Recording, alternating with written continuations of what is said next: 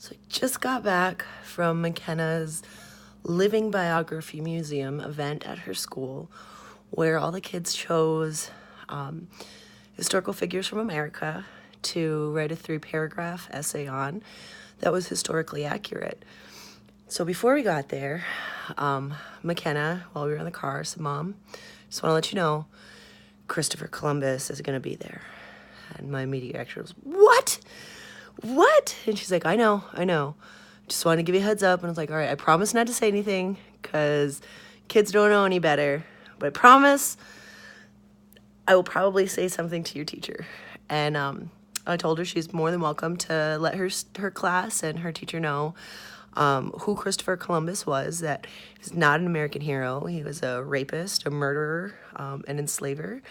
And his first letter from what he deemed the Indies was about how easy it was to manipulate and take advantage of Native Americans' trust. So walking through the room, awesome, super happy. My baby was Jane Goodall. And everybody else was not necessarily appropriate culturally.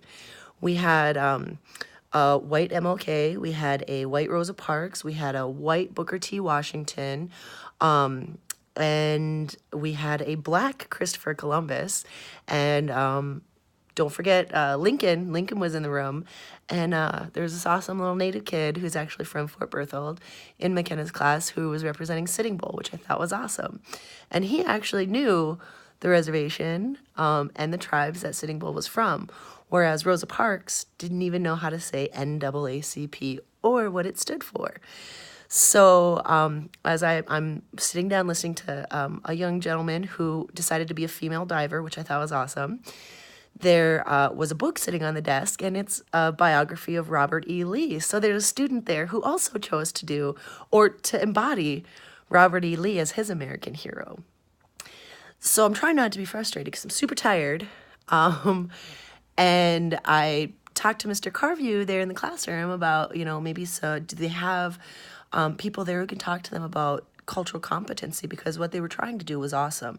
Cultural diversity, historical education on America, but the lack of knowledge and education on their behalf turned it into something that was unfortunately laughable, but also extremely, extremely racist and ignorant.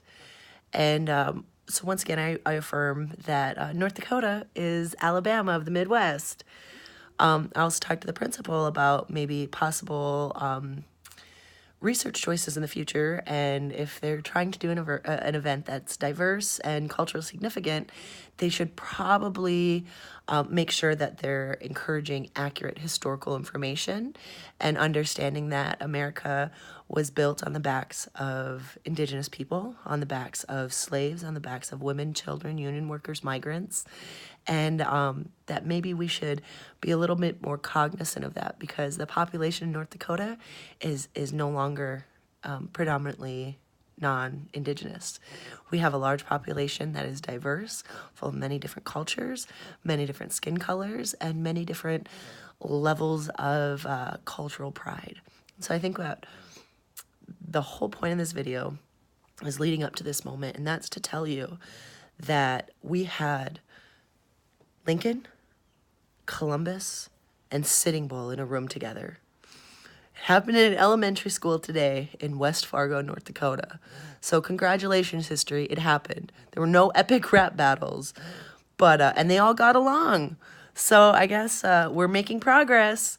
We got a white Christopher Columbus, we got a native Sitting Bull, and we got a white Lincoln. And they're all getting along, laughing, and talking. So I guess in the end, kids, be awesome. Adults, let's try to do a little bit better.